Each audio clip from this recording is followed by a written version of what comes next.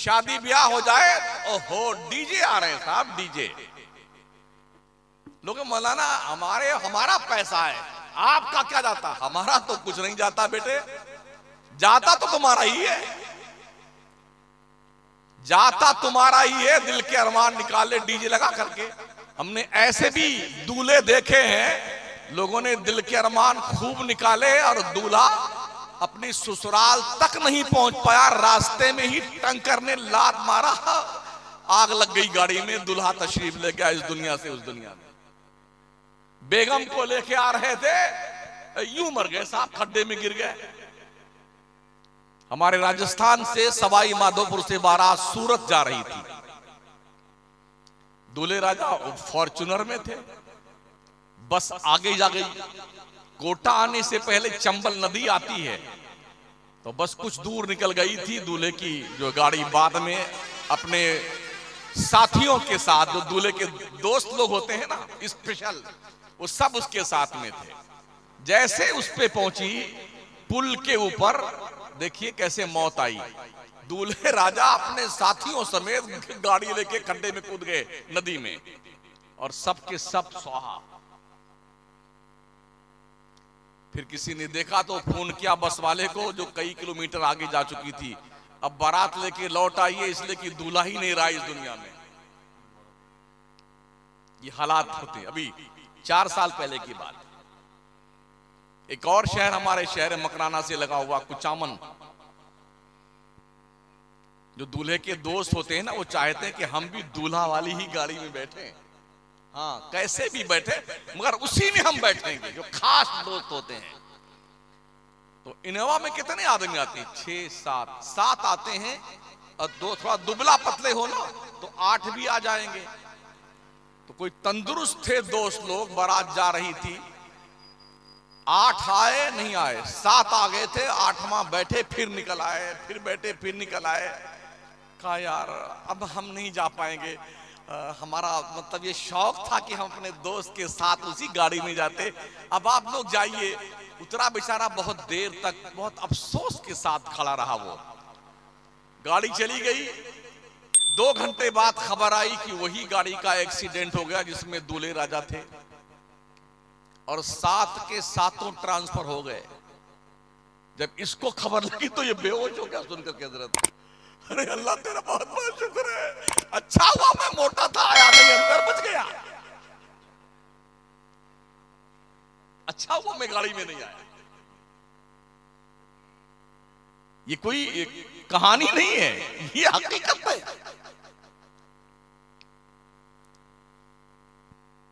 इसलिए हमें बहुत कुछ सोच करके जिंदगी गुजारने की जरूरत है।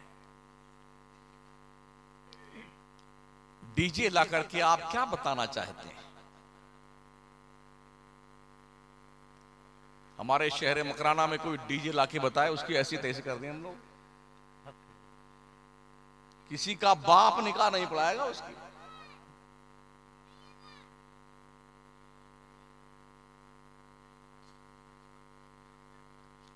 ये जिम्मेदारी कौन समझेगा? जो बड़े बुजुर्ग लोग घर के हैं ना, जो घर के मुखिया लोग हैं, उन्हें चाहिए कि वो अपनी जिम्मेदारी महसूस करें। शादियां डीजे से नहीं होती हैं। इंसान बन के रहिए, जानवर बन के मत रहिए। इतना तेज डीजे बजता है कि अटैक का मरीज मर जाए सुन करके उसकी आवाज को।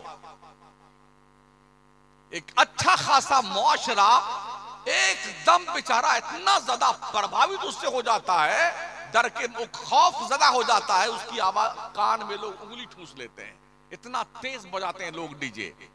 तो क्या मतलब ये डीजे बजा के तुम पड़ोसियों को तकलीफ देना चाहते हो? इस्लाम तो ये कहता है अगर रास्ते में कांटा पड़ा हुआ है तो उस कांटे को हटा दो, इस नियत से कि किसी को चुभ ना जाए। अल्लाह इस कांटा को हटाने पे तुम्हें सदका का सवाब अता फरमाएगा। कोई पत्थर पड़ा हुआ है, उसे इस नियत से हटा दो किसी को ठोकर लगकर तकलीफ ना पहुंचे, अल्लाह तुम्हें सवाब देगा। बजाय सवाब लेने के अच्छे खासे मुआशरे को शोर मचा करके डीजे का उसकी नींद हराम करते हो। कितने बड़े जालिम हो तुम लोग। हुकूमत की जिम्मेदारी इस एंगल से बनती है कि डीजे पर सामूहिक तौर पर पूरे मुल्क में पाबंदी लगनी चाहिए, इसलिए कि डीजे किसी एक विशेष वर्ग के लिए नहीं है, बल्कि पूरे मुल्क को प्रभावित करता है और अपना असर छोड़ता है। मरीज को डीजे नहीं देखता कि हिंदू मर रहा है कि मुसलमान मर रहा है, उसे मरना ही है उसकी आवाज पर। ये सोचने की जरूरत है, और ये सोच कब आएगी? जब आप पढ़े लिखे होंगे तब। हमारे यहां पढ़ता कौन है? 12वीं पास करते करते बाई ग्रेस पास होता है हमारा मुसलमान। हाँ, और बाई ग्रेस पास होने पे भी घर में लड्डू बड़े। हमारा गुड्डू बाई ग्रेस पास हुआ है, इसको पता ही नहीं बाई ग्रेस किसे कहते। अरे धक्का मार के पास किया गया भाई साहब, मेहनत से पास नहीं हुआ है, बाई ग्रेस। इस पे काय का लड्डू बांटते हो? मरारा के सादात का एक सेंटेंस है ना, आधी रोटी खाइए बच्चों को पढ़ाइए। जिस मुआशरे में तालीम नहीं होगी उस मुआशरे का इंसान जंगली जानवर की तरह होता है। पढ़िए, गौसे आजम फरमाते दरस्तुल इल्म हत्ता सिरतु कुतबा। पढ़ता रहा मैं, पढ़ता रहा, पढ़ते पढ़ते पोस्ट ग्रेजुएट बन गया। गौस पाक फरमाते हैं इस्लाम जिहालत का मज़हब नहीं है, इस्लाम असाक्षरता का मज़हब नहीं है, अज्ञानता का धर्म इस्लाम नहीं है। इस्लाम के धार्मिक पुस्तक कुरान का पहला मैसेज जब अल्लाह का बंदों के नाम आया तो क्वालिफिकेशन का पैगाम था, इकरा, पढ़िए। अगर आप पढ़ते नहीं है तो इसका मतलब कहीं ना कहीं फॉल्ट जरूर आप हैं। 12वीं तक बच्चा पढ़ते पढ़ते 14% मुस्लिम नौजवान ड्रॉप आउट कर जाते हैं, नहीं पढ़ना है। तो घर वाले क्या कहें? जाओ मुंबई चले जाओ, कलकत्ता चले जाओ, जाके कहीं किसी उसमें एक्सपोर्ट के कारखाने में सिलाई करना, धागा ही काटना, और नहीं कोई नौकरी मिले तो टेबल साफ करना किसी चाय की दुकान पे, कुछ कमा के भेजोगे तो सही। जो उम्र पढ़ने की होती है उस उम्र में आपका बच्चा कमाने जाता है। एक ऐसी तहरीक चलनी चाहिए, गली कूचे में अगर कोई बच्चा खेलता मिले तो उसके हाथ पैर को रस्सी से बांध करके स्कूल में छोड़ के आ जाओ उसे। ओ दौलतमंदों और बुजुर्गों के नाम पर कव्वालियों का धूम मचाने वालों, लोगों शर्म करो। ये पैसे कौम के अनपढ़ बच्चों पे खर्च करो, अल्लाह का बंदा ज्यादा खुश होगा तुम्हारे इस किरदार से जो कब्र में सोया हुआ है। आइए, अल्लाह फरमाता है वअनफिकू मिम्मा रज़क़नाकुम मिन क़ब्लि अन यातिया अहदकुमुल मौत। अल्लाह की दी हुई रोजी में से अल्लाह के रास्ते में कुछ खर्च किया करो, इससे पहले कि तेरी मौत आ जाए। और जब मौत आती है और मलकुल मौत का आता है फरिश्ता अजल, तो वो मरने वाला क्या कहता है? फयक़ूल रब्बी लौला अख़रतनी इला अजलिन करीब। अल्लाह थोड़ी देर के लिए मलकुल मौत को रोक दे, थोड़ी देर के लिए रोक दे। शक्ल देखता ना मलकुल मौत की तो सारी कबड्डी भूल जाता आदमी। हाँ,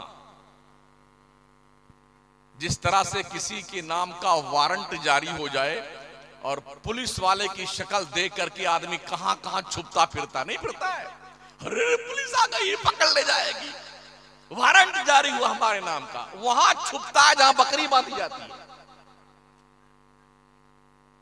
लेकिन जब पुलिस ईमानदारी से काम करने लगती है तो क्या कोई बचता है मुजरिम? ये अलग बात है कि हमारे मुल्क में 100-100 रुपए पे लोग नजरअंदाज कर देते हैं। 100 रुपया दे दीजिए रेलवे में, आप जो है जनरल टिकट भी नहीं लिए हुए हैं तो एसी में हमारे पुलिस वाले जीआरपी वाले वो बिठा के लेके आते, बैठिए 100 रुपये दीजिए हम। लेकिन क्या ऐसा मलकुल मौत के साथ आप कर सकते हैं कि हज़रत थोड़ा छोड़ दीजिए? फयक़ूल बंदा पुकारेगा, अल्लाह रब्बी लौला खरतनी इला अजलिन करीब, थोड़ी देर के लिए बल्कुल मौत को रोक दे। किस लिए? क्या कहता बंदा? फ़अस्सद्दक़ व अकुम मिनस सालिहीन, अल्लाह मैं सदका कर लूं, खैरात कर लूं, नेकियां कर लूं, परहेजगार बन जाऊं। तो 80 साल से घास छिल रहे थे, 90 साल की उम्र हो गई, 80 साल की उम्र हो गई, अब तक नेक बनने का शौक नहीं चल रहा था। शक्ल मलकुल मौत की देखी है तो डरने लग गया। रब फरमाता वलन युअख्खिरल्लाहु नफ्सन इज़ा जाअ अजलुहा, मौत का एक वक्त मुतय्यन है, अपने वक्त से ना एक सेकंड पहले आएगी ना एक सेकंड बाद में आएगी। वल्लाहु खबीरुम बिमा तामलून, अल्लाह तुम्हारे करतूत को जानता है। चाहे अंधेरे में कीजिए चाहे उजाले में कीजिए, अल्लाह अंधेरे में भी देखता है और उजाले में भी देखता है। हम जानवर नहीं है, जानवर ही कानून से आजाद होता, हम इंसान हैं और इंसान के बाद प्लस हम मुसलमान हैं। इंसानियत का भी कानून हम पर लागू है और इस्लाम का भी कानून हम पर लागू है। एक नाली अगर बहती है, गंदा पानी, कुत्ता बिल्ली गाय भैंस घोड़ा घोड़ी गधा उसमें पानी पीने लगे, कोई रोकता उसे? नहीं रोकता है, जानवर है। अगर कोई इंसान उस नाली से पानी पीने लगे तो चाहे हिंदू हो चाहे मुसलमान हो, सब अरे यार, अरे तुमको दिमाग नहीं यार, तो ये नाली का पानी पीते हो। और फिर भी अगर वो नहीं मानता है, पीना चाहता है, तो लोग क्या कहेंगे? शायद इसका कुछ ढीला हो गया है, पागल हो गया है, दिमाग सरक गया इसका। पता चला इंसान के लिए कुछ कानून है, मुसलमान के लिए इंसानियत के साथ मुसलमान का इस्लाम का भी कानून है। दोहरी पाबंदी आपके लिए है और जिम्मेदारी आपकी डबल बनती है कि आपके मुआशरे के अंदर ऐसे अफराद ना पनपने पाए जिनसे माहौल खराब हो, बुराइयां पनपे। सच्ची बात है, माशाअल्लाह, सुभान अल्लाह। हुकूमत भी स्लोगन देती है, अंगूठा टेक रहे ना एक, गाय भैंस चराएंगे फिर भी पढ़ने जाएंगे। ओ गंवार मुसलमानों, जाहिल मुसलमानों, अनपढ़ मुसलमानों, असाक्षर मुसलमानों, तुम्हें कब होश आएगा कि पढ़ना चाहिए?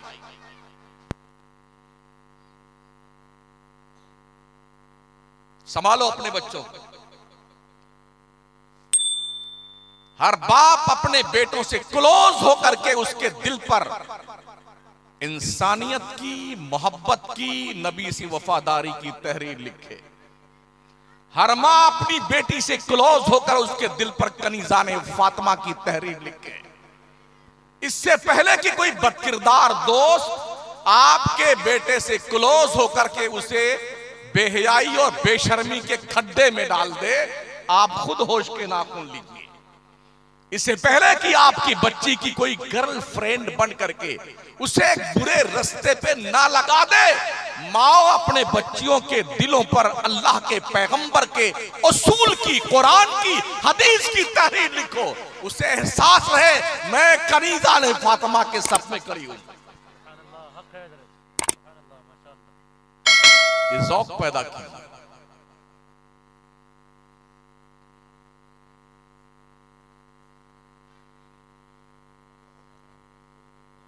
दोस्ताने मोहतरम, अभी आज ही अखबार की एक कटिंग मेरे पास किसी दोस्त ने भेजी है। बौरी जमात का नाम सुना आपने? जिनके मुल्ला के जलसे में हमारे देश के पीएम इज्जत माप नरेंद्र मोदी साहब भी तशरीफ ले गए थे और बैठ करके वहां कुरान हाथ में लिए हुए थे। उस बौरी जमात ने यह फैसला किया है 15 साल की उम्र से छोटे बच्चे और बच्चियों को मोबाइल नहीं देना है।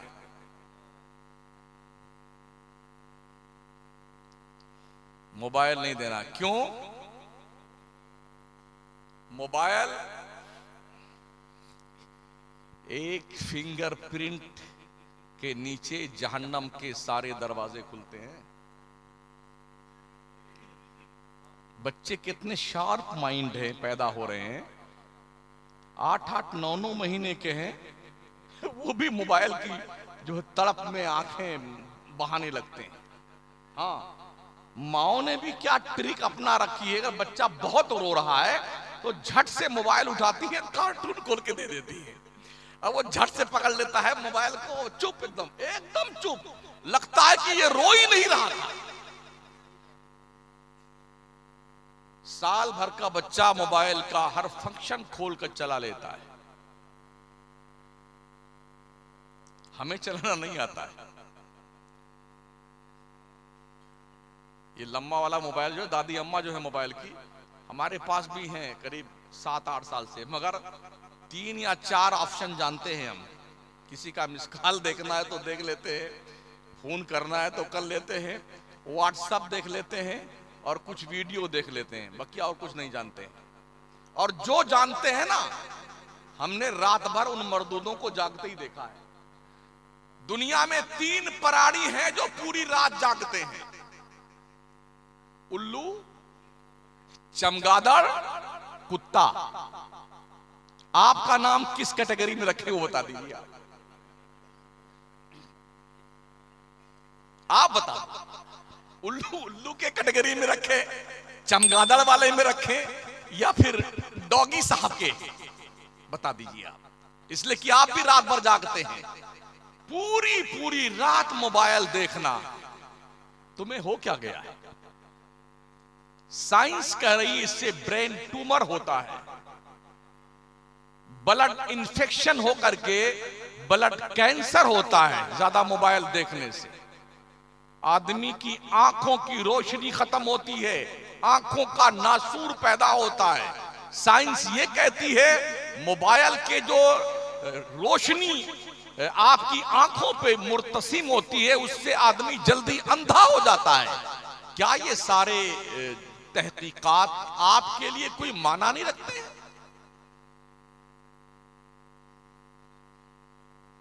एक ये भी है, कितने लोग हैं हिंदू मुसलमान सबकी बात कर रहा हूं, 100 पूड़ी खा जाते हैं, पान पराग, पान मसाला, और पता नहीं क्या क्या नाम है, कम वक्तों ने क्या क्या नाम रखे हैं। कल मैं था गोवंडी में, मालूम ये हुआ कि 700 रुपया एक आदमी कमाता है, 250 रुपए की पूड़ी खा जाता है। 250 रुपए की पूड़ी, जहर खा रहे हैं। ये पता है कि पूड़ी खाने वालों को कैंसर होता है, ये पता है कि पूड़ी जो खाते हैं उनका मुंह ऐसे चोंच बन जाता है कौवा का। और क्या बेटे, 2-2 पूड़ी, एक और फाड़ दे, एक और फाड़ दे, देखा उसको यूं हिलाते रहते, फिर ऐसे मिलाएंगे उसको, फिर बड़ी स्टाइल यूं करके ठूसते ठू अपने थोपड़े में। हाँ, बात यूं करते हैं। शराफत से बन जा इंसान यार, जानवर क्यों बनता है? छोटे छोटे पुड़िया, बच्चे छोटे छोटे खाते हैं पुड़िया। माहौल इतना बड़ा गंदा हमारा हो गया।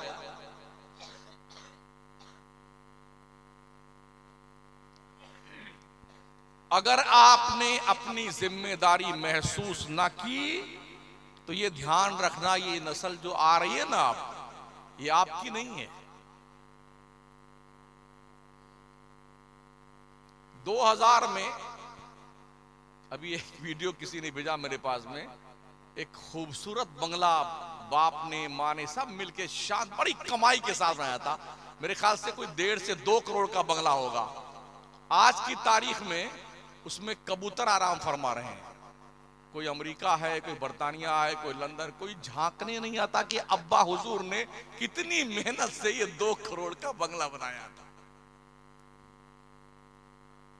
ये हालत है साथी। खुश रहना सीखिए। आपके पास बहुत ज्यादा पैसा नहीं है ना, कोई बात नहीं।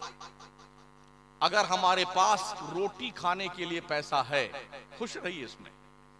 किसी से अपना कंपेयर मत कीजिए यार, ये अरबपति करोड़पति है, मैं गरीब आदमी हूं। अपनी गरीबी में खुश रहो यार, इसी में ठीक रहेगा आपका। कंपेयर करेंगे दिमाग खराब होगा आपका, चोरी करने का हौसला पैदा होगा, डकैती करेंगे आप, लूट मार करेंगे। किसी की गाड़ी दे करके आप तमन्ना मत कीजिए कि आहा, कोई मतलब नहीं। हमारे रब ने हमें हाथ पैर सलामत दिए, बहुत बड़ा करम अल्लाह का है। पैदल चलिए ना यार, क्या दिक्कत आती है। हमारे बुजुर्ग जो थे वो बैलगाड़ी पे चलते थे। इतना हम भी जानते हैं, जब कोई साइकिल लेके आया था, जब हम 5-7 साल के थे, तो उसकी साइकिल की जियारत करने वाले बहुत सारे लोग जाते थे साइकिल देखने के लिए। फिर मोटरसाइकिल आई, तो उस मोटरसाइकिल के पीछे लो जब धुआं निकलता था, उसका धुआं सूंघने के लिए बच्चे भागते थे। देखा है आपने, नहीं देखा है मौन? हमने भी देखा है। फिर गाड़ियों पे गाड़ियां, अब कोई कुछ ले आए, कोई कुछ नहीं देखता वोगता, सब अपने अपने हाल में मस्त है।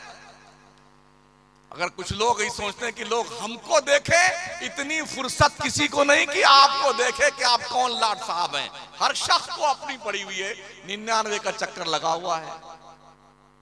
अगर 4 बच्चियां पैदा हो गई हैं तो उनके रिश्ते ढूंढने हैं, पढ़ाना है, लिखाना है, जहेज का इंतजाम करना है, वरना कौम के डाकुओं की तोंद भरने के लिए अगर पैसे नहीं आए ना, हाँ डाकुओं के, किसी का लड़का पढ़ लिख लिया ना, तो बोले हमारा गुड्डू डॉक्टर बन गया है, तो अब पूरा पैसा डॉक्टरी का ससुराल से उसे क्या मांगता, ससुराल वालों से पूरा पैसा वसूलता है, भिखारी कहीं का। इतना गिर गया इंसान। अल्लाह के पैगंबर इस्लाम फरमाते हैं, शादियां बिल्कुल आसान करो, खर्चा बिल्कुल ना करो शादी में, ताकि माशरे में कोई कुंवारा न रहे। अल्लाह के नबी की बारगाह में एक सहाबी आए, कहा या रसूलल्लाह मेरे पास कुछ है नहीं, मैं शादी करना चाहता हूं। कहा क्या है? कहा या रसूलल्लाह हमारे पास ये अंगूठी है सिर्फ एक चांदी की। कहा जाओ तुम्हारा यही महर मुतय्यन है, तुम निकाह कर लो जाकर। एक आया, उन्होंने कहा सरकार मेरे पास भी कुछ नहीं, सिर्फ 2 लुंगी है, एक पहनता हूं एक ओढ़ लेता हूं। कहा एक लुंगी जो पहनता है नीचे उसे पहन ले, एक लुंगी को महर में अपनी बीबी को दे, जा निकाह कर ले। एक आया सर मैं भी शादी करना चाहता हूं। कहा कुछ है देने? का कुछ नहीं। कहा कुरान शरीफ कुछ सूरतें याद हैं? हाँ सूरतें याद हैं सरकार। कहा जितनी सूरतें तुझे जबानी याद हैं उतनी सूरतें अपनी बीबी को याद करवा देना, यही तेरा महर है, जा शादी कर ले। माशाअल्लाह सुभान अल्लाह। कोई माई का लाल ये बता दे हमारे नबी ने 11 शादी की, कोई बारात लेके गए? 4 बच्चियों की शादी करी, कोई बारात आई नबी के घर पे? नबी के साहबा कमोबेश 1,24,000 थे, कोई बारात लेके गया? जी नहीं। कोई बारात का इस्लाम में कॉन्सेप्ट नहीं है। मगर आज 250, 300, 500 बाराती जाएंगे। अपने बाप का थोड़ी खाना है लोग जी, हमारा खानदान बहुत बड़ा है, 500 आदमी तो आएंगे बारात में। ये धौंस भी देता बेटा। हाँ। और फिर जो जितने गांव इलाके की जो सबसे बढ़िया बढ़िया गाड़ियां होगी, स्कॉर्पियो जी, तो स्कॉर्पियो की लाइन 25 स्कॉर्पियो लग जाएंगी, ये बताने के लिए कि मैं 25 स्कॉर्पियो बारात में लेके गया था। मंगते कहीं के कल्लाज भिखारी। अब लोगों को छुट्टी नहीं है ना, किसी को बारात जाने की फुर्सत कहां इस जमाने में।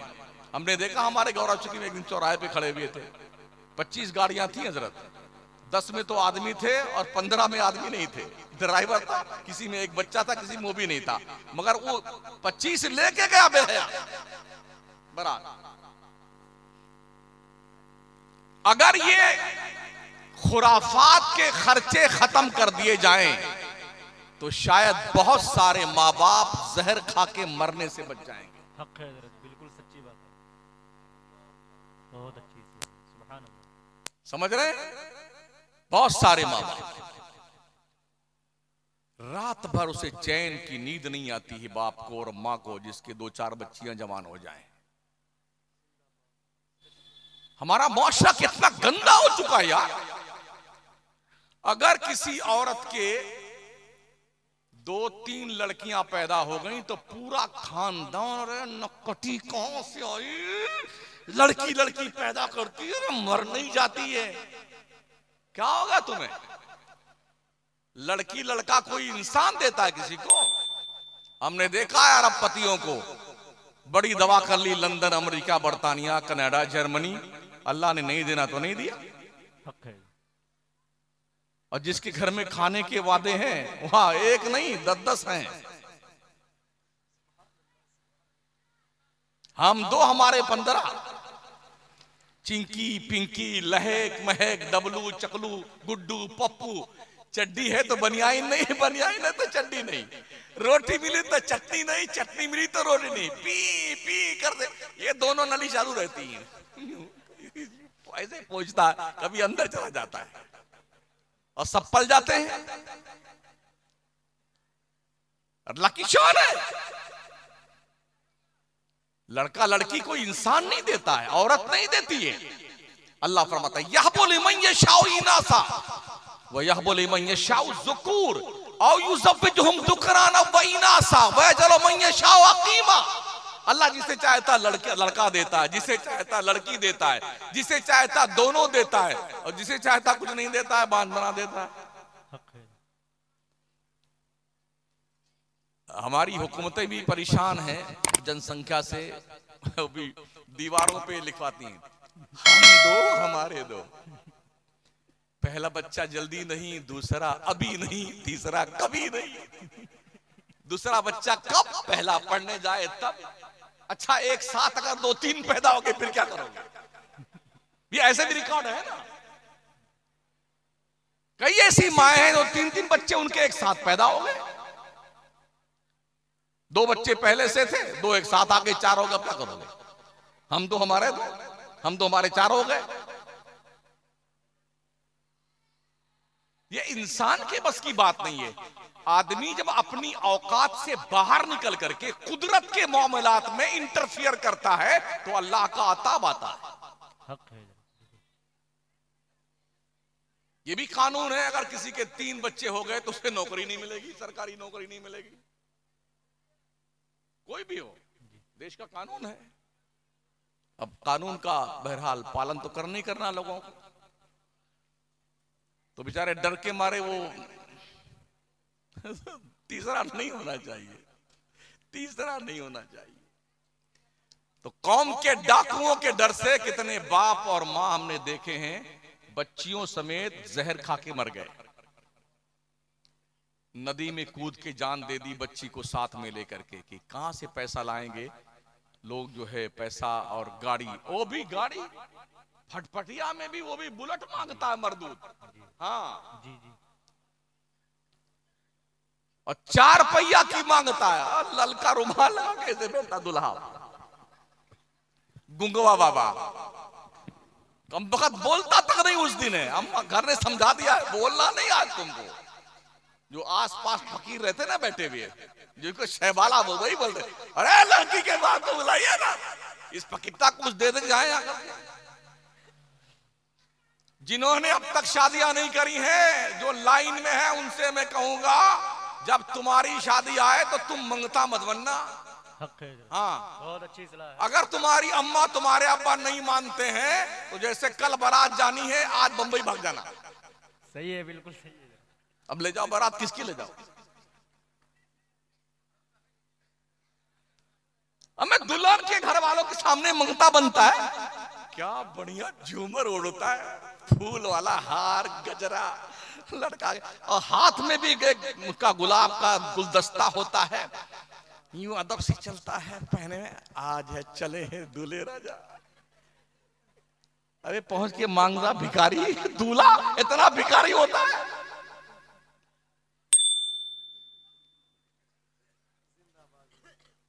ओ भी कमाल ये है, मेहर बधवाते हैं 2-2 लाख की। जब हमने पूछा यार देना वना भी नहीं, कौन देता है, देता है मेहर। तब ये सुनने में आया, यही हाल है। जब पहली रात में तशरीफ ले आते हैं दूल्हे राजा हार मकाना उतार करके, तो पहली रात में बेगम के सामने मेहर माफ कर दीजिए, क्या सोचती होगी वो दुल्हन, इतना फकीरता के साथ मेरी शादी कर दी मेरे अब्बा अम्मा ने, मंगता कहीं का, पहली रात में दुल्हन के सामने हाथ जोड़े खड़ा हुआ।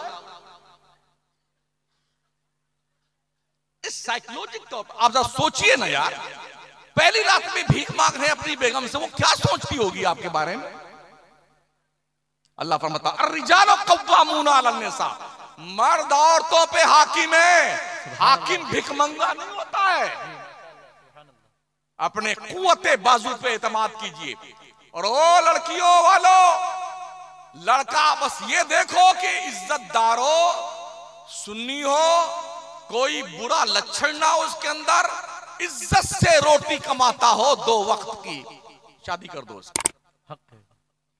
इसलिए कि तुम मुकद्दर नहीं बनाते हो, मुकद्दर रब ने बनाया है। सुभान अल्लाह, वाह वाह। करोड़पतियों के यहां लोगों ने देख के शादियां करी, भिखमंगे हो गए, और मंगतों के यहां शादी कर दी, अल्लाह ने खुशहाल कर दिया। सुभान अल्लाह, सुभान अल्लाह।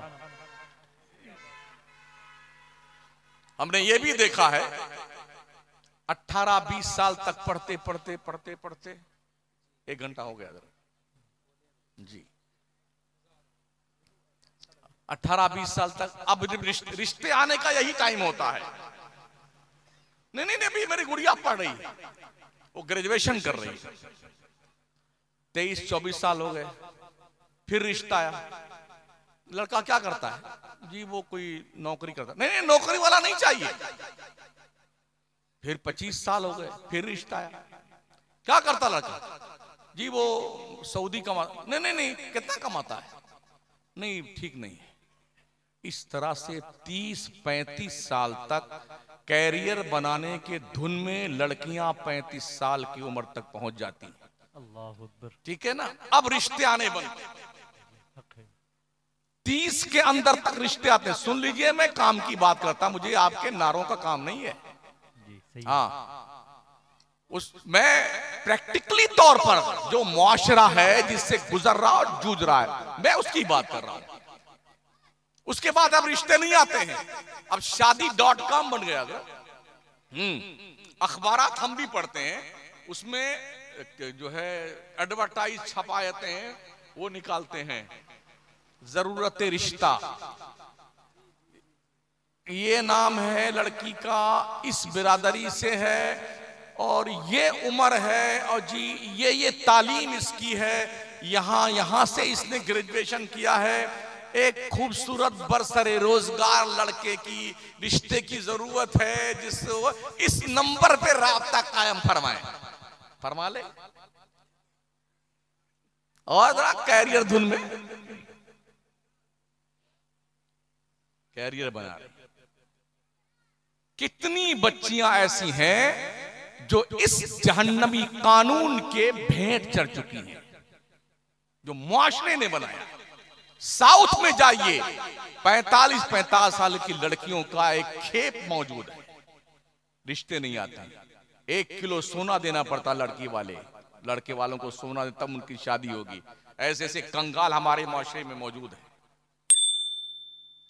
सब तहैया कर लो, अपनी बच्चियों की शादियों पे जो पैसा खर्च करते हो, वो पैसा अपने लड़कियों के तालीम पे खर्च करो, ये तालीम ही उसका जहेज बन जाए, ये सोच पैदा करो। हक है, सुभान अल्लाह। ये सोच पैदा करो। और ये भी सुन लो माओ बहनों, और जो हमारी बच्चियां बैठी हुई हैं, उनसे भी गुजारिश है, ससुराल को ही अपना घर समझा करो। हमारे जो बुजुर्ग लोग थे वो बहुत दूर शादी करते थे बच्चियों की। जब हमने अपने परदादा से पूछा था इतनी दूर क्यों शादी कर दी फूफी की, बोले इसलिए इतनी दूर शादी किया बेटा कि अगर कुछ टुन्न पुन्न उधर हो जाए तो कम से कम 15 दिन लग जाए हमारे तक खबर आने में, तब तक मामला ठंडा पड़ जाएगा। हक है। और अब किचन में है, रोटी बेल रही, अम्मी अरे भैया को भेजना, मैं नहीं रहूंगी इस घर में, आज तो सासू ने ये कह दिया, आज ससुर ने ये कह दिया। ये लो साहब, काम चालू है।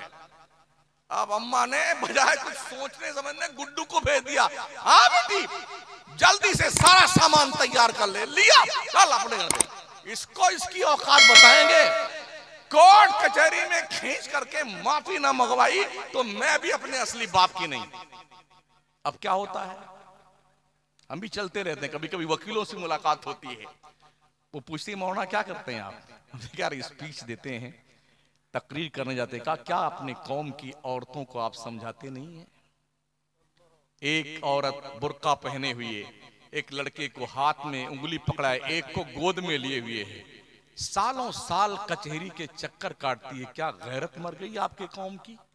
अल्लाह अकबर, अल्लाह अकबर, अल्लाह। हर लड़की जो ससुराल जाती है उसका वही घर है, किसी भी हाल में उसे वही निबाह करना है। ये उस पर डिपेंड है कि ससुराल के नए माहौल में कैसे वो सेटअप करती है अपना, ये उसकी जिम्मेदारी है। सच है। अगर आप मैके आ गई, जब तक अब्बा हुजूर आपके जिंदा हैं और अम्मी जान, तब तक तो घर में आपकी खैरियत है मैके में। और जैसे अब्बा अम्मा मरे ना, तो अब भाभियां आपकी घास नहीं डालेंगी आपको, ए चल इधर से उठा बोलिया बिस्तर इधर से। और यहां रहना है तो बर्तन माज, घर में झाड़ू लगाना है, हमारे बच्चों का कपड़ा धुलना है, ये करना वो करना, वरना रोटी नहीं मिलेगी तुम्हें। मैं गलत तो नहीं कह रहा हूं? नहीं, बिल्कुल सच है। क्यों ना हर बेटी अपनी सास को माँ का रुतबा दे करके वहां सेट हो जाए, अपने ससुर को बाप का दर्जा दे करके, अजनबी घर और दरो दीवार से उनसियत पैदा कर ले, तो आज ये झगड़े हमारे मुआशरे में ना रहे। जी माशाअल्लाह। और जवानों तुम भी कान खोल के सुन लो, मामूली मामूली बात पर तलाक तलाक तलाक तलाक इस चक्कर में मत पड़ना। समझ रहे हो? बहुत सारे सवालात हमारे पास भी आते हैं, बोले नहीं हजरत मैंने यूं नहीं कहा था, मैंने यूं कह दिया। अरे मैंने यूं कह दिया हजरत, गुस्से में कह दिया हजरत, तेरी ऐसी की तैसी, गुस्से में कह दिया। अच्छा कोई गुस्से में अगर बंदूक चला दे तो गोली निकलती कि नहीं निकलती है? जी निकलती है। चाहे गुस्से में बंदूक चलाओ चाहे खुशी में चलाओ, गोली निकलेगी नहीं लगेगी? जी निकलेगी। सामने जिस पर निशाने पे लगाए वो मरेगा कि नहीं मरेगा? जरूर मरेगा वो। तो मैंने पूछा यार कोई एक बंदा मुझे ऐसा बता दो कि आज ही वो अपनी दुल्हन लेके आया हो, पहली रात हो, अपने इस गांव का नाम क्या है? कुनारी बंगला की सबसे बढ़िया मिठाई की दुकान से 1 किलो मिठाई ले वो दूल्हा, अपने बेगम के कमरे में पहली बार प्रवेश करे और बेगम अस्सलाम वालेकुम, ये बहुत बढ़िया मिठाई हमारे कुनारी बंगला की, आप खाइए, आज मैं बहुत खुश हूं, इस खुशी में मैंने तुमको 3 तलाक दिया। ऐसा कोई है? नहीं। आदमी गुस्से में तलाक देता है ना यार। जी। तो बहानेबाजी क्यों?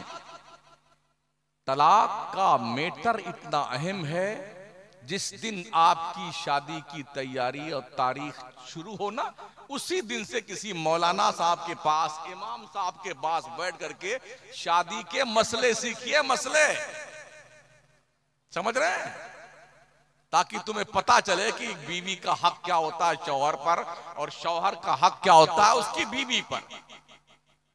ये कुछ सीखता नहीं आदमी, बस हम धूम से रहेंगे और इस तरह जिंदगी गुजरेगी।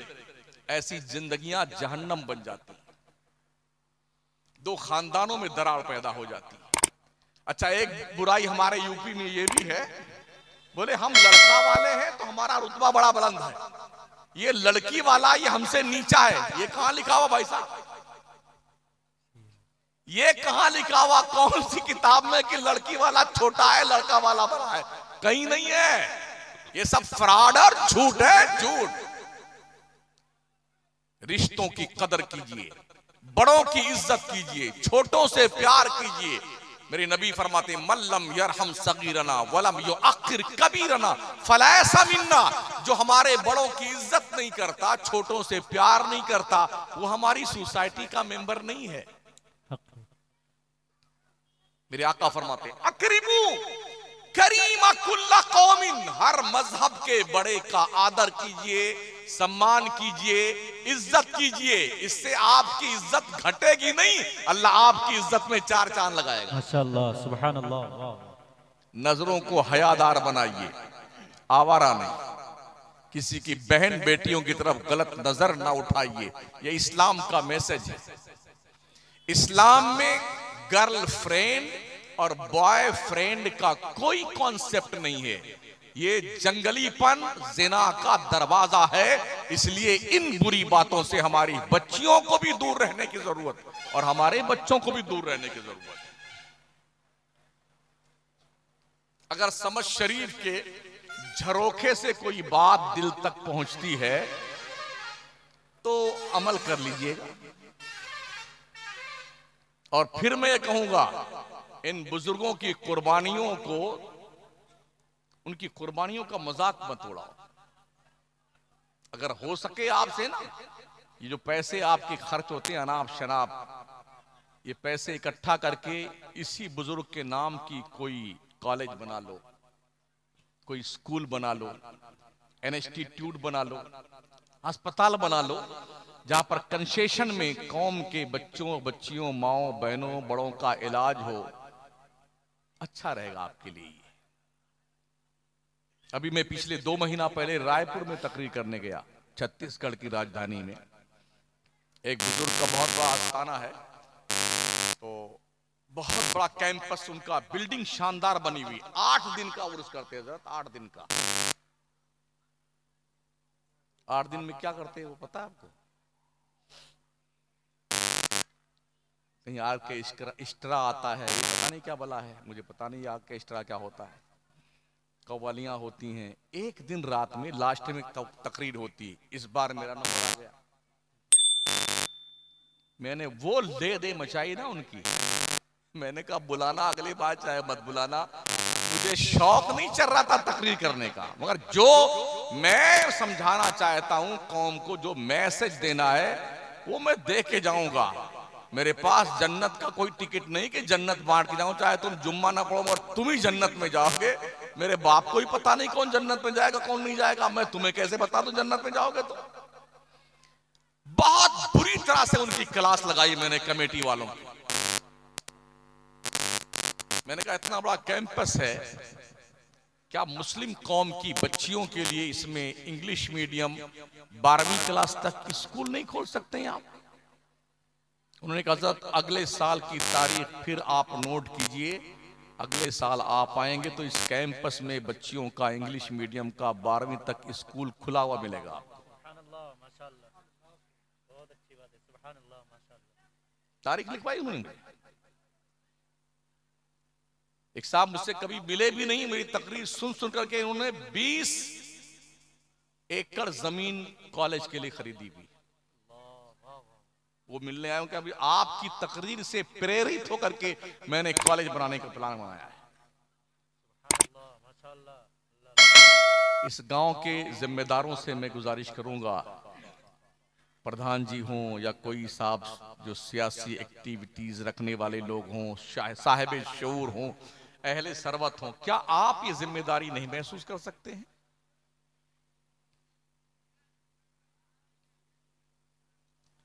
जितने पैसे आप कव्वाली में खर्च करें सब हराम के जाएंगे। कान खोल के सुन लीजिए, सारे पैसे हराम के।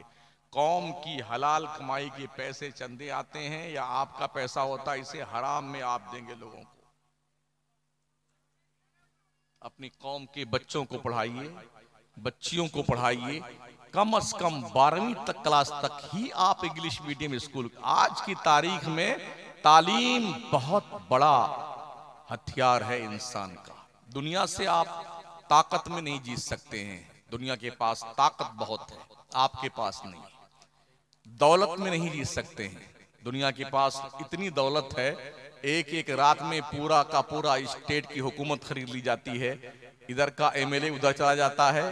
रात में 12 बजे से पहले किसी और की हुकूमत थी, 12 बजे के बाद दूसरी पार्टी की हुकूमत बन जाती है। पैसे इतने हैं लोगों के पास में, आप पैसे में भी ताकतवर नहीं है। एक ऑप्शन बचता है, वो है तालीम। और तालीम पैसों से खरीदी नहीं जा सकती है। तालीम अपने गुरु का एहतराम करते हुए मेहनत करके सीखी जाती है, तब तालीम आती है इंसान के पास। वाह वाह, सुभान अल्लाह। और जब तालीम इंसान के पास होती है तो वो अहरे गहरे नत्थु खैरे के सामने ऐसे सर झुका के नहीं चलता है, यूं सीधा खड़ा रहता है। इल्म इंसान को इज्जत देता है, इल्म इंसान को बावकार करता है, इल्म इंसान को इंसानियत के बुलंद तरीन मकाम पे पहुंचाता है। ये आप पर डिपेंड है कि आप क्या करना चाहते हैं।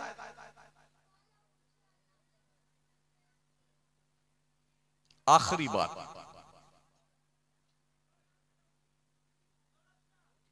ये जो छोटे छोटे बच्चे हैं ना, अभी पहली जिम्मेदारी तो ये है इनके हवाले से कि इन तक इस्लाम कैसे आप पहुंचा सकते हैं।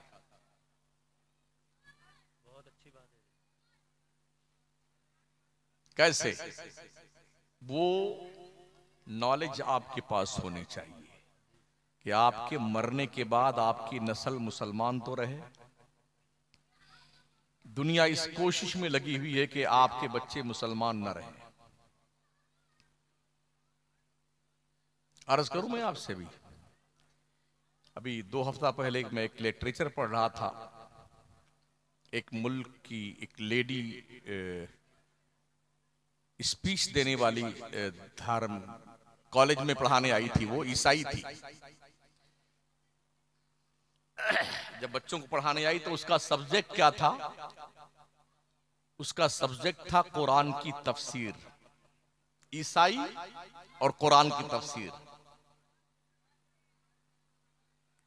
क्या आप सोच सकते हैं कि एक ईसाई कुरान की तफसीर मुसलमान को कैसे पढ़ाएगा?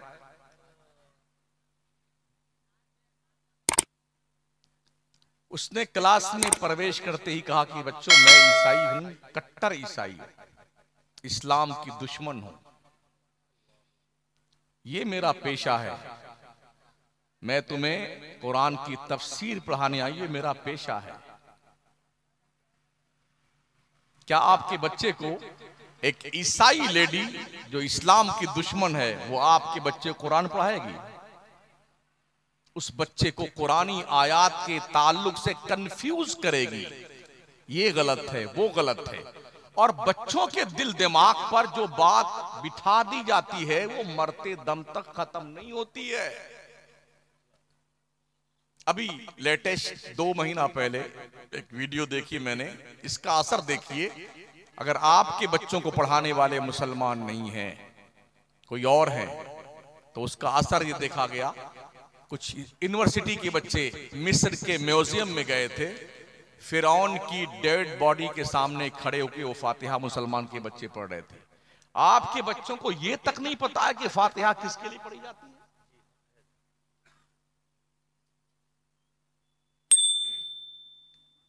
हमारा एक स्टूडेंट दिल्ली जेएनयू में पढ़ने गया, अच्छा काबिल बच्चा, अरबी में बहुत अच्छी उसने मेहनत की थी, काफी अच्छी अरबी थी उसकी। जब पढ़ने गया, वो क्लास में पहुंचा तो एक दूसरी बिरादरी की लेडी पढ़ाने आई, दीनियात का सब्जेक्ट पढ़ाने के लिए, जो मुसलमान नहीं थी। वो आपके बच्चे को दीनियात पढ़ाएंगी? तो हमारे उस स्टूडेंट ने कहा कि हजरत, उसने 35 मिनट अरबी में स्पीच दिया, जबकि मैं अरबी का स्टूडेंट था, बावजूद इसके उसकी स्पीच मेरे बाउंसर चली गई।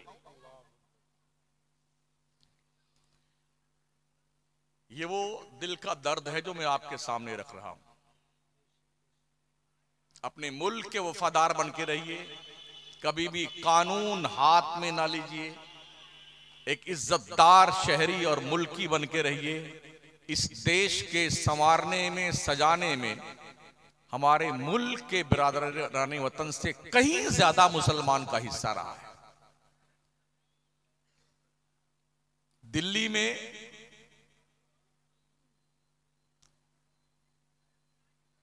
जहां पर नाम लिखा है वीर जवानों का, 83,000 लोगों के वहां पर लिखे, 83,000 लोगों ने बलिदान दिया है देश की आजादी में। हालांकि बहुत औसाए लोग होंगे, फिर उसमें नीचे लिखा हुआ 83,000 में से 63,000 सिर्फ ओनली मुस्लिम पॉपुलेशन की कुर्बानियां हैं।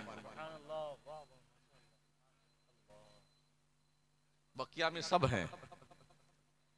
दिल्ली की सरहद से लेके लाहौर तक शेर शाह सूरी रोड पर दोनों तरफ पेड़ों पर तकरीबन 57,000 उलमाए अहले सुन्नत को सूली पे अंग्रेजों ने लटकाया था, क्योंकि उन्होंने हिंदुस्तान जैसे मुल्क में अंग्रेजों के खिलाफ जिहाद का फतवा भी दिया था और जिहाद भी किया था। ये हमारी कुर्बानियां हैं। शायद देशवासियों को ये समझ में आ जाए, ख्वाजा गरीब नवाज के मजार के नीचे कोई शिवलिंग नहीं है, इसलिए कि हमारे देश के प्रधानमंत्री ने बाज़ाब्ता चादर भेज करके ये बाज़ाब्ता पैसा मैसेज दिया, पैगाम दिया, और अपना पैगाम अपने लेटर पैड पर ख्वाजा के कदमों में चादर पेश की है। हमारे देश के रोड मंत्री जनाब नितिन गडकरी साहब का भी बाज़ाब्ता तौर पर जो उनके लेटर पैड पर ख्वाजा गरीब नवाज के हवाले से जो उनकी कुर्बानियों का एतराफ किया है गडकरी साहब ने, ये मैसेज है कौम के उन दोस्तों के लिए, बिरादरान वतन के लिए। देश को अमन और शांति की जरूरत है, मोहब्बत प्रेम से रहने की जरूरत है, नफरतों की दीवार तोड़ने की जरूरत है, मोहब्बतों की समंदर का पानी पीने की जरूरत है, ताकि हमारा भारत एक खूबसूरत ताकतवर दुनिया के नक्शे पे मुल्क की हैसियत से पहचाना जाए, जाना जाए और माना जाए। चलते चलते ये अर्ज करूंगा, इस देश की जनता को बार बार लोग डराते हैं, पाकिस्तान आ जाएगा, पाकिस्तान पाकिस्तान। एक मिनट के लिए मेरी बात सुन लें। हमारे मुल्क में 29 स्टेट हैं, ठीक है ना? सिर्फ उत्तर प्रदेश की जो पॉपुलेशन है तकरीबन 23.5 करोड़, इसके बराबर पाकिस्तान की पूरी आबादी भी नहीं है। 137 करोड़ वाले आबादी वाले मुल्क को सिर्फ 22 करोड़ वाले मुल्क पाकिस्तान से डराया जाना, ये जुनून नहीं तो कौन सी अक्लमंदी है? अगर पूरे भारत का इंसान एक बार फूंक मार दे एक साथ, तो पाकिस्तान नक्शे से उड़ जाए। उस पाकिस्तान, पाकिस्तान पाकिस्तान बांग्लादेश, अजीब है, मुझे ताज्जुब होता है यार, हो क्या गया देश के इन सियासी बाजीगरों को कि मुल्क के अंदर इस तरह से जो है वावेला मचा रहे हैं कि पाकिस्तान आ जाएगा, पाकिस्तान आ जाएगा। कोई हैसियत पाकिस्तान के हमारे मुल्क के सामने नहीं है और ना बांग्लादेश की है। बस शर्त यह है हमारे दिमाग के कीड़े निकलने चाहिए। तो अपने बच्चों तक दीन पहुंचाइए और 5 वक्त की नमाज पढ़िए ईमानदारी के साथ, ठीक है? इसलिए कि हर दौलत कोई ले लेगा, बिल्डिंग, जायदाद, फॉर्चुनर, पैसे, वैसे अंगूठी तो मरने से पहले खींच लेते हैं लोग। ये खटाखट निकाला, हार निकाल लिया, बुंदा निकाल लिया, नथनी निकाल ली, झुमका निकाले, सब छीन लिया। बुढ़िया ऐसे देखती रहती है, चाबी छीन लिया बच्चों ने मरने से पहले।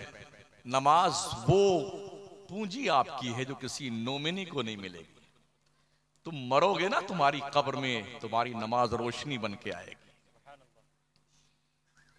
उजाला बन के आएगी, आपसे आकर के गुफ्तगू करेगी, तुम मुझे पहचानते हो, मैं नमाज तुम्हारी हूं, तुम्हारी वहशत दूर करने आई हूं।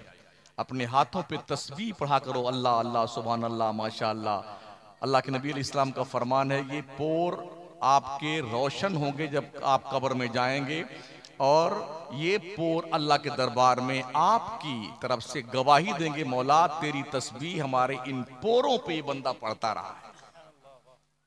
नेकियां कर लें साथियों, गुनाह तो बहुत हो गए हैं, कुछ नेकियां भी कर लें और ये अहद कर लें, मौत बता कर नहीं आती है, अचानक आती है और ऐसे दबोचती हो, यूं लेके जाती। ऐनमा तकूनु युदरिकुमुल मौत वलौ कुंतुम फी बुरूजिम मुशय्यदा। तुम चाहे मजबूत किले में बंद हो जाओ, मौत का आहनी पंजा तुम्हारे गले को दबोच कर तुम्हारी रूह निकाल के लेके जाएगा।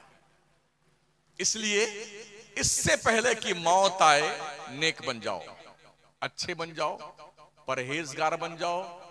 और इमाम अहले सुन्नत फरमाते हैं, अंधेरा घर, अकेली जान, दम घुटता दिल उकताता, खुदा को याद कर बंदे वो साअत आने वाली।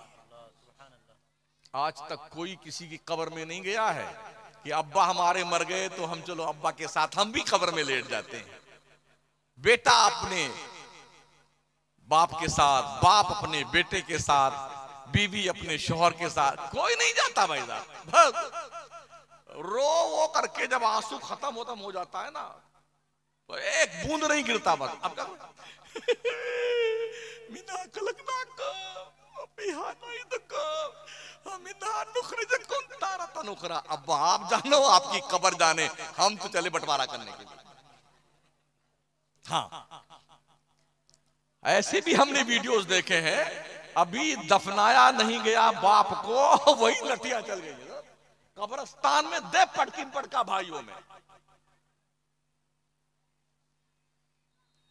एक बंदा का बाप मरा, अच्छा बेईमानी देखिए, जो बड़ा बच्चा था उसका कागज बनवा लिया उसने वकील से, और ऐसे छुपा कर रख के आखिर में उतरा अब्बा को दफनाने के बाद, उस पर झुक करके उसके अंगूठे को निकाल के अंगूठा लगाना चाहता था मरे हुए बाप का। मलकुल मौत वहीं मौजूद थे। जैसे हाथ निकाला उसके अपने बाप का, मलकुल मौत ने वहीं दबोचा उसका गला। बेटे की डेड बॉडी मरे हुए बाप की डेड बॉडी पे गिर करके तड़प के खामोश हो गई। फिर पता चला इसकी नीयत क्या थी। भाइयों का हक खाने के लिए अपने बाप का अंगूठा लगाना चाहता था। कभी भी ऐसे काम मत करना, किसी का हक मत खाना। याद रखना साथी, अगर कोई शख्स किसी का कर्जा खा के मर गया है, 1 पैसे के बदले में 300 वक्त की मकबूल नमाजें देनी पड़ेंगी जनाब। हाँ, और जिसने 1 वक्त की नमाज जानबूझ के छोड़ दी, उसको 2,86,00,000 साल जहन्नम में जलना पड़ेगा। हिसाब लगा लीजिए अब तक कितनी छोड़ी हैं आपने, वो कितने साल आप जलने वाले जहन्नम में, इसका अंदाजा लगा लीजिए। बस यही हम अपनी तकरीर को फुल स्टॉप देते हैं, इस उम्मीद के साथ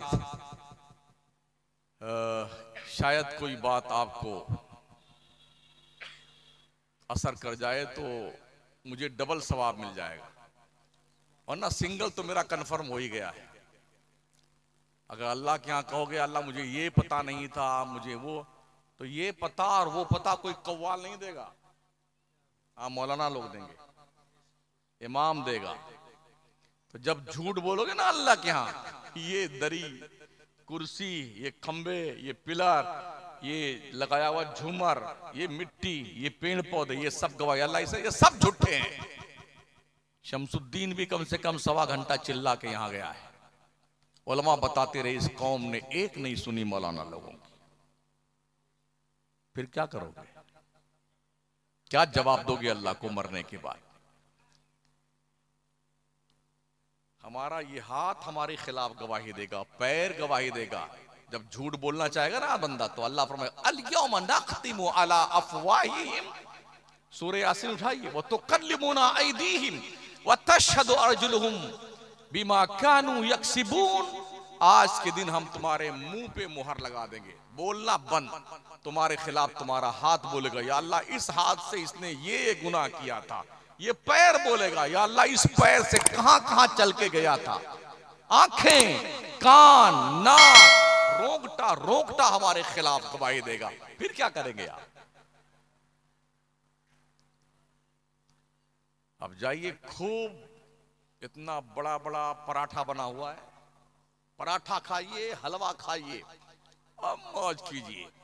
और समझ शरीफ में कुछ बात पहुंची होगी तो अमल कर लीजिएगा, वरना इंशाल्लाह ये कल मोहब्बत की ये दुकान किसी और शहर में लगाऊंगा मैं। हाँ, बस इतना ही आपसे गुजारिश है, थोड़ा कड़वा, थोड़ा खट्टा, थोड़ा मीठा, थोड़ा नमकीन, हमने 1.25 घंटे में आपसे कुछ किया है। और मुझे इस बात का भी शौक नहीं कि अगले साल मुझे फिर बुलाइएगा, वो कोई और मौलाना होगा। हाँ, हम भी धंधा पानी करते हैं, हमारा भी कारोबार बिजनेस है, हमें इसकी परवाह नहीं होती हमको कहाँ का। लेकिन अल्लाह की मेहरबानी देखें, वही लोग हमको ज्यादा बुलाते हैं जिनको हम ज्यादा डांटते हैं। हक है हजरत, बिल्कुल सच। एक तारीख नहीं खाली रहती, सुबह कहीं है, शाम कहीं है, दिन कहीं है, रात कहीं है। और अल्हम्दुलिल्लाह इस्लाह हो रही है। हमने जो महसूस किया गुज़िश्ता 8 साल के अंदर, कौम की इस्लाह हो रही है। ऐसे ऐसे लोग नमाजी बन गए। पहले तो हमारे जलसों में पढ़ा लिखा तबका नहीं आता था। हमने जो महसूस किया, हमारे जलसे में, हमारी तकरीर में कॉलेज के स्टूडेंट बहुत आते हैं, लेक्चरर, प्रोफेसर्स के फोन आते हैं, जजों के फोन आए, भाई मौलाना हमने तकरीर में जाना छोड़ दिया था, लेकिन आप आ रहे हैं तो मैं आऊंगा सुनने के लिए। सुभान अल्लाह। इसलिए कि हमारे यहाँ लतीफा सुनाना है, जन्नत का टिकट बांटना है, और इतने नारे लगवाने हैं, वहां से बोलो, वहां से उठाओ हाथ, वहां लहराओ, यहाँ फहराओ, पूरी रात लहराते रहते, फहराते रहते और सत्यानाश कर जाते हैं जलसों का।